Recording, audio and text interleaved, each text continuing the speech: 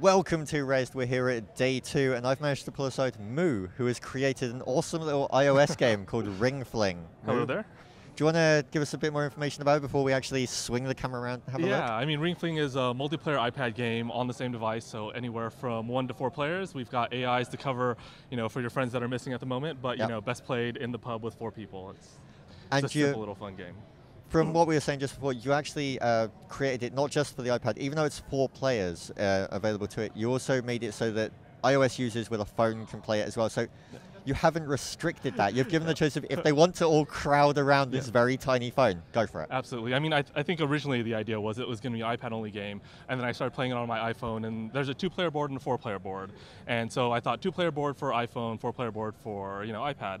Yeah. But then I saw, my coworkers start playing at the pub, 4 players on the iPhone, and it works. You look a little bit crazy, but it definitely works. Okay, should we actually swing the camera around and have a look at it while we keep talking? Definitely. So we've got some willing volunteers, I guess we can call them, who are going to sit here and play a game.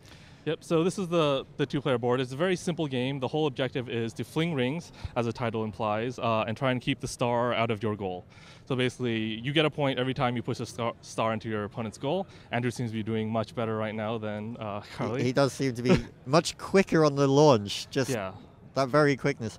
But of course, wow, very fast. Oh yeah, the comeback is happening. I mean, one thing that we've definitely been focused on is trying to get strategy into the game. So right now we default with 8 rings, and in the new update that's coming, we're going to do customization so you can do any number of rings from 1 to 16. And the fewer rings, the more strategic it is, the more you need to think about what you're doing.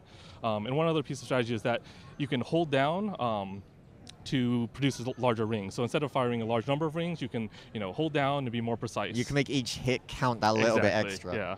So where did the concept for Ring Fling come from? So I was working on a asynchronous turn-based, 4X game, and I'd been working on that for a couple weeks, or actually a couple months, and I got bored of it, and I thought, what is something that feels instantaneously fun that I could do really quickly? So the inspiration somewhat comes from a board game I played as a child called Crossfire, where you basically shoot ball bearings across like this field. In America, it had this amazing commercial. We kind of had it over here in the UK. I remember it very slightly.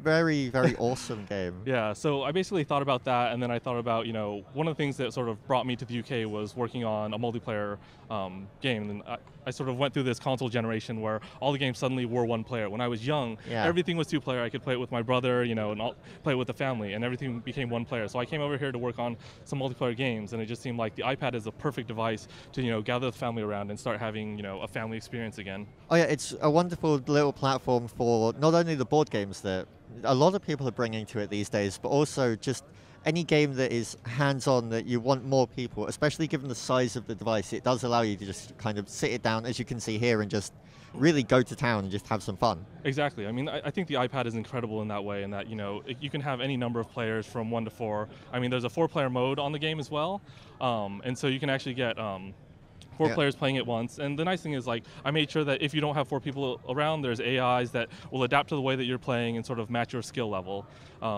And so, it's fun for a family of any size up to 4, I guess. I really love the modifiers as well. The fact that every now and then just something completely changes and your whole strategy has to adapt.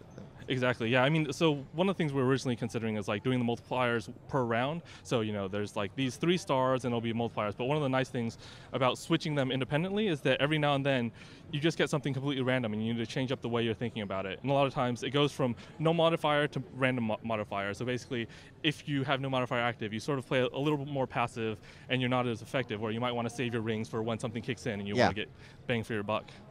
So if they don't like the modifiers, they can turn them off in the menu, is that Absolutely, correct? Yeah. All the multipliers are unlocked over time, so as a new player, you're not inundated with them, but there's a menu option to turn those off. There's also menu options to set the number of points to win a game. There's menu options to set the number of rings that you start with, but the last 2 are not out yet.